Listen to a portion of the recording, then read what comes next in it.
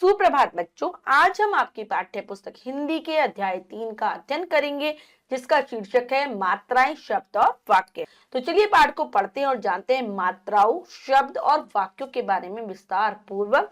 पाठ को शुरू करते हैं। अध्याय 3 मात्राएं, शब्द और वाक्य। पाठ का उद्देश्य जान लेते हैं। मात्राओं की पहचान, यानी कि हम पाठ में मात्राओं की पहचान करना सीखेंगे। शब्द का अर्थ एवं प्रयोग करना सीखेंगे। वाक्य का अर्थ एवं प्रयोग करना भी सीखेंगे। तो पढ़ते हैं। बच्चों, हम जानते हैं कि व्यंजनों को स्वरों की सहायता से बोला जाता है। किसी भी व्यंजन में स्वर का मेल मात्रा कहलाता है। तो बच्चों, ये बात हमने भी पिछले अध्याय में पढ़ी थी कि कभी भी हम व्यंजनों का उच्चारण स्वरों के बिना नहीं कर सकते। तो जब भी व्यंजन में स्वर मिलते हैं तो वो अपने मूल रूप में नहीं होते, वो मात्रा के रूप में मिलते हैं। मात्रा यानी कि चिन्हों के रूप में मिलते हैं। ठीक है, तो स्वरों का जो बदला हुआ रूप है वह मात्रा कहलाता है। पढ़िए और समझिए। यहाँ पर मात्राएं लगाकर लिखा गया है, पढ़ेंगे। यहाँ पर ये जो दिया गया है कविता के रूप में है, पैराग्राफ, अनुच्छेद हम कह सकते हैं, या फिर हम कविता की पंक्तियां कह सकते हैं। सुबह सुबह सूरज निकलता है, चारों तरफ है लाली, चींची करके चहक रही है चिड़िया डाली डाली। धीमी धीमी हवा चल रही है, झूम रही है डाली, संग हवा के घूमे खुशबू खेतों में है, खेतों में हरियाली। तो हमने जो ऊपर बच्चों अभी कविता पढ़ी है तो जानते हैं उसके बारे में। बच्चों, ऊपर कविता में दिए गए वर्णों और उनके साथ लगे चिन्हों को ध्यान से देखो और बताओ कि आपको क्या समझ में आया। तो हमने बच्चों कविता पढ़ी और आपने देखा कि किस प्रकार से गुलाबी रंग में कुछ उनके साथ चिन्ह आए हैं। तो बच्चों, हमने अभी कविता को ध्यानपूर्वक पढ़ा, उसमें कुछ वर्ण आए हैं और उनके साथ कुछ चिन्ह भी आए हैं जो कि गुलाबी रंग में है। तो हमें देखकर क्या समझ में आया? आपने सही समझा। हमने समझा कि ये जो चिन्ह है ये मात्राएं। अभी हमने क्योंकि ऊपर पढ़ा था कि जब स्वर चिन्ह रूप में प्रयोग होते तो वो मात्रा कहलाते हैं।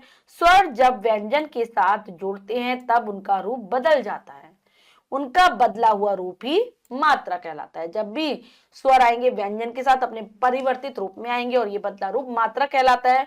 वर्णों के साथ आए रंगीन चिन्ह ही स्वरों की मात्रा है। जो रंगीन चिन्ह यानी कि गुलाबी जो रंग के जो चिन्ह आए हैं इन्हें ही हम मात्रा कहते हैं। व्यंजन के साथ स्वर के जिस रूप का प्रयोग किया जाता है उसे मात्रा कहते हैं। याद रखें, प्रत्येक व्यंजन का उच्चारण करते समय आ स्वर की आवाज आती है। हम बोले क, ख, ग, सब में अंत में आ ध्वनि सुनाई देती है, आ स्वर की आवाज आती है। इसकी अपनी कोई मात्रा नहीं होती, इसलिए आ स्वर की कोई मात्रा नहीं होती, अन्य स्वरों की मात्राएं होती है। जैसे का में हमने आ जोड़ा तो क, खा में आ जुड़ेगा ख। आइए जाने किस प्रकार स्वरों की सहायता से शब्द बनते हैं। तो चलिए, यहाँ पर स्वर, मात्रा चिन्ह, मात्रा लगा, व्यंजन और शब्द दिए गए हैं। सबसे पहला हमारा जो स्वर है अस्वर है। अस्वर है यहाँ पर कौन सा स्वर? सबसे पहला स्वर अस्वर, जिसकी कोई मात्रा नहीं होती। और जब हम क के साथ आ मिला रहे तो क बन गया और इससे बनने वाला शब्द है कम। आप देखेंगे जब भी व्यंजनों के साथ स्वर जुड़ते हैं तो उस व्यंजन के अंत में आपको उसी स्वर की ध्वनि सुनाई देगी। अगर हम आ स्वर को जोड़ते हैं, आ की मात्रा इस प्रकार से होती है क जमा आ का आम। ई की मात्रा इस प्रकार से होती है का जमा ई बराबर की, और किताब इससे बनने वाला शब्द है ई, यानी कि बड़ी। का जमा ई बराबर की, कील, का ईल कील। फिर है ऊ, छोटा हुआ है ये, का जमा ऊ कु, और बनने वाला शब्द है का उल कुल। नेक्स्ट आता है हमारा बड़ा ऊ। ठीक है, इसकी मात्रा इस प्रकार से होगी का जमा ऊ बराबर कु, बनने वाला शब्द है कूपन। री की मात्रा इस प्रकार से होती है का जमा री बराबर क्री, री की ध्वनि सुनाई देगी आपको, रा नहीं होता, ये री होता है, कृपा, इससे बनने वाला शब्द है। ए की मात्रा इस प्रकार से होती है का जमा ए बराबर के, और केला इससे बनने वाला शब्द है। आई की मात्रा इस प्रकार से होगी का जमा आई बराबर कई, और कैलाश इससे बनने वाला शब्द है का आई लाश, कैलाश इससे बनने वाला शब्द है। ओ की मात्रा इस प्रकार से होती है का जमा ओ बराबर को, और कोयल इससे बनने वाला शब्द है। औ की मात्रा इस प्रकार से होती है का जमा औ बराबर कौ, और कौन इससे बनने वाला शब्द है। कुछ बातें और है, जब भी हम मात्रा के बारे में पढ़ रहे होते हैं तो हमें याद रखनी होती है। याद रखिए, बच्चों सभी मात्राओं को लगाने का तरीका अलग है। जैसे कुछ मात्राएं व्यंजन के आगे लगती हैं तो कुछ उनके पीछे, कुछ मात्राएं व्यंजन के ऊपर लगती हैं तो कुछ नीचे। तो हर मात्रा अलग तरीके से लगाई जाती है। जैसे पहले ई की मात्रा व्यंजन के आगे लगती है, जैसे हिरण, किला। छोटी ई की मात्रा हमेशा आगे लगती है। आ की मात्रा, ई की मात्रा, ओ की मात्रा, औ की मात्रा व्यंजन के पीछे लगती है, हमेशा व्यंजनों के पीछे लगाई जाती है। जैसे माला, तीर, मोर और कुआ में आप देख पा रहे हैं। ए और ऐ की मात्राएं व्यंजन के ऊपर लगती हैं, जैसे मेला, केला, थैला, पैसा आदि। इसमें आपको दिख रहा है कि किस प्रकार से ऊपर लगी हैं। फिर आते ऊ और री की मात्राएं हमेशा व्यंजन के नीचे लगती है, नीचे आएंगी, जैसे कुली, फूल और मृग आदि। रा के साथ ऊ या उ की मात्रा उसके आगे पीछे ऊपर नीचे न लगकर रा के पेट में लगती है, जैसे गुरु, रुपया, रूप, अमरूद, उमाद। तो रा में कभी मात्रा ना नीचे लगेगी, ना आगे लगेगी, ना पीछे लगेगी, ना ऊपर लगेगी, हमेशा इसके पेट में यानी कि बीच में लगेगी। हमने उदाहरण देखा गुरु, रुपया, रूप, अमरूद और रुमाल। अब है अन्य वर्णों का प्रयोग। अंग, चंद्रबिंदु अ और अह और अ का प्रयोग भी व्यंजन के साथ चिन्ह के रूप में होता है। इनके चिन्ह इस प्रकार है। ध्वनि, मात्रा चिन्ह, मात्रा लगा व्यंजन और शब्द। तो चलिए सीखते हैं इनको भी। अंग, अंग जिसको हम अनुस्वार कहते हैं, यहाँ पर आकर डंडा हो आएगा।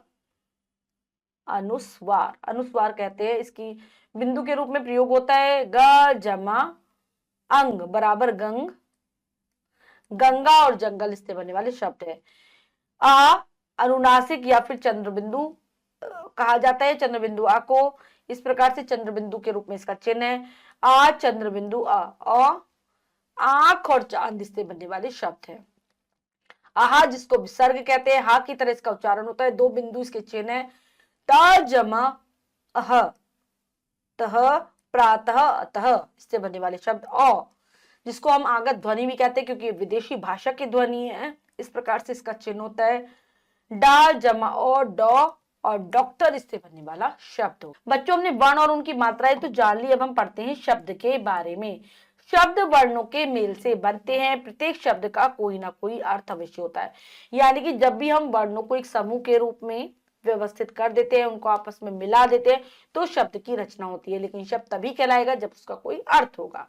जैसे ग जमा उ जमा ल जमा अ जमा ब जमा आ बराबर गुलाब। भा जमा आ जमा व जमा अ जमा न जमा आ बराबर बन गया भवन। का जमा अ जमा ल जमा अ जमा श जमा आ बन गया कलश। गुलाब एक फूल का नाम है, भवन एक घर का नाम है, कलश एक वस्तु का नाम है। ये शब्द वर्णों के सार्थक मेल से बने हैं। तो यहाँ हम देख रहे हैं गुलाब, भवन और कलश आया, इनके कोई ना कोई अर्थ निकल रहे हैं, इसलिए इनको शब्द कहा जा रहा है, क्योंकि सार्थक वर्णों का सार्थक मेल ही शब्द कहलाता है। इन सभी शब्दों का कोई ना कोई निश्चित अर्थ है, इस प्रकार ये सभी शब्द है। यदि इन शब्दों के वर्णों को उलट फेर कर दे तो शब्द इस प्रकार बनेगा। अगर हम इनके वर्णों का क्रम बदल दे तो क्या बन जाएगा? जैसे बालगु बना जिसका कोई अर्थ नहीं है, शलक बना कोई अर्थ नहीं है, यानी कि हमने वर्णों का क्रम बदल दिया। नवाब कोई अर्थ नहीं और सलागी कोई अर्थ नहीं। तो बच्चों हर शब्द को लिखने के लिए वर्णों का सही जगह पर प्रयोग करना चाहिए। तो शब्द तभी होगा जब हम वर्णों को सही क्रम में व्यवस्थित करेंगे। अतः हम कह सकते हैं कि शब्द वही है जिसका कोई अर्थ निकले। अगर अर्थ नहीं निकल रहा तो शब्द नहीं है। परिभाषा है वर्णों के सार्थक समूह को शब्द कहते हैं, याद करेंगे। फिर आते हैं हमारे वाक्य। वाक्य जानते हैं वाक्य क्या होते हैं? जैसे वर्णों के सही मेल से शब्द बनते हैं, उसी तरह शब्दों के सही मेल से वाक्य बनते हैं। यहाँ कुछ शब्द है। तो जिस प्रकार से वर्णों का समूह शब्द बनाता है, ऐसी शब्दों का समूह वाक्य की रचना करता है। जिस प्रकार से हम वर्णों को सही क्रम में व्यवस्थित करते हैं, उनका कोई अर्थ निकले तभी शब्द कहलाएगा। इसी प्रकार से शब्दों को भी उचित क्रम में व्यवस्थित किया जाता है कि जो शब्दों का समूह कोई अर्थ दे रहा हो तभी वे वाक्य कहलाएगा। उदाहरण है जैसे छवि रही गाना है गा, खेल है रहा प्रियांशु फुटबॉल। यदि हम इन शब्दों सभी शब्दों को मिलाकर आगे पीछे या गलत क्रम में रख देंगे तो वह वाक्य नहीं बनेगा। तो हमने देखा कि दो शब्द समूह आए हैं लेकिन उल्टे पुल्टे क्रम में रखे गए हैं, तो वो शब्द की रचना ही नहीं कर पा रहे। तो जो हमने ऊपर क्या देखा कि शब्द समूह तो हैं, दो शब्द समूह आए हैं लेकिन उनको सही क्रम में नहीं रखा गया, उल्टे पुल्टे क्रम में रखा गया, जिससे वो वाक्य का निर्माण नहीं कर पा रहे हैं। बात पूर्ण तरीके से स्पष्ट नहीं हो पा रही है। लेकिन जब हम इन्हीं शब्दों को सही क्रम में लगाकर एक साथ लिखेंगे तो वह सार्थक वाक्य बन जाएगा। अतः हम कह सकते हैं कि वाक्य वही है जिसका कोई अर्थ निकले। लेकिन अगर हम क्रम बदल दें, इनको सही क्रम में व्यवस्थित कर दें शब्द समूह को, तो एक सार्थक वाक्य बन जाएगा जिसका कोई अर्थ होगा। अतः वाक्य वही होता है जिसका कोई अर्थ निकले। जैसे हमने बनाया, शब्दों को सही क्रम में व्यवस्थित किया, छवि गाना गा रही है, प्रियांशु फुटबॉल खेल रहा है, तो दोनों ही वाक्यों का कोई अर्थ निकल रहा है, तो इसे हम वाक्य कह सकते हैं। परिभाषा है, शब्दों के सार्थक समूह को वाक्य कहते हैं। ऐसे मतलब समूह में शब्दों को व्यवस्थित किया जाए कि वाक्य की उसका कोई अर्थ निकले, तब वह वाक्य है। ठीक है, और वाक्यों से ही भाषा बनती है हमारी। हमने सीखा, जो सीखा है दोहराएंगे। वर्णों के सही क्रम से शब्द बनते हैं। आज सभी व्यंजनों में जुड़ा रहता है। शब्दों के मेल से वाक्य बनते हैं। शब्द और वाक्य का सही अर्थ निकलना चाहिए। वाक्यों के मेल से भाषा बनती है। आगे पढ़ेंगे, बूझो तो जाने। लाल रंग का होता हूँ, सब्जी को स्वादिष्ट बनाता हूँ, हर रसोई की मैं हूँ शान, बताओ क्या है मेरा नाम? तो ये है टमाटर। करते हैं अभ्यास कार्य। पाठ को अच्छे से समझकर पढ़ चुके हैं। पहला प्रश्न है, लिखित प्रश्न में से सही उत्तर पर सही का चिन्ह लगाइए। 3 विकल्प है, 2 गलत, 1 सही है। सही विकल्प को चुनेंगे, सही का निशान लगा देंगे। करते हैं, व्यंजन में स्वर का सही मेल शब्द स्वर मात्रा कहलाता है। मात्रा कहलाता है। निम्नलिखित में से किस स्वर की मात्रा नहीं होती? आ, री, अ। तो अ की नहीं होती। वर्णों का ऐसा मेल जिसका कोई अर्थ हो, रिक्तिस्थान कहलाता है। स्वर, शब्द, वाक्य तो शब्द। शब्दों के सही मेल को रिक्तिस्थान कहते हैं। स्वर, वाक्य, वर्ण तो वाक्य कहते हैं। नीचे दिए गए वर्णों को जोड़कर शब्द बनाइए। तो चलिए बना लेते हैं। पहले ची जमा ला चील, खा जमा रा जमा गो जमा श खरगोश, पा जमा तुंग, ता पर बिंदु है और फिर ग, पतंग। आ जमला जममा जमारी अलमारी, अलमारी। सु जमा जा जमता सुजाता। नेक्स्ट है, चित्र देखकर सही मात्रा लगाकर शब्द बनाइए। बनाते हैं, छा जमा आ जमा त जमा आ छाता। लिखेंगे आगे, का उ, ता ई, या आ कुतिया, ई, ई की मात्रा लगेगी हा ई र न हिरन। फिर गा उ, रा पर ई की मात्रा गुड़ी और या गुड़िया। फिर अगला का औ आ कोवा और पा पी ता आ पपीता, ये हो गया। नेक्स्ट है, चित्र के नाम में अनुस्वार या अनुनासिक लगाकर शब्द पूरे कीजिए। तो पहले में लगेगा अनुस्वार, पतंग हो गया। अगले वाले में भी लगेगा अनुस्वार, अंगूर, और फिर लगेगा अनुनासिक, चांद। नीचे दिए गए शब्दों को उचित क्रम में रखकर वाक्य बनाएंगे। तो चलिए वाक्य बनाते हैं। है रहा हिरण दौड़, तो क्या आ जाएगा? हिरण दौड़ रहा है। अगला है, रही नाच है लड़की, तो क्या आ जाएगा? लड़की, लड़की नाच रही है। बच्चे खेल रहे हैं मैदान में, तो बच्चे, बच्चे मैदान में, बच्चे मैदान में खेल रहे हैं। नेक्स्ट है, किताब है पढ़ता बच्चा, तो बच्चा, बच्चा किताब पढ़ता है।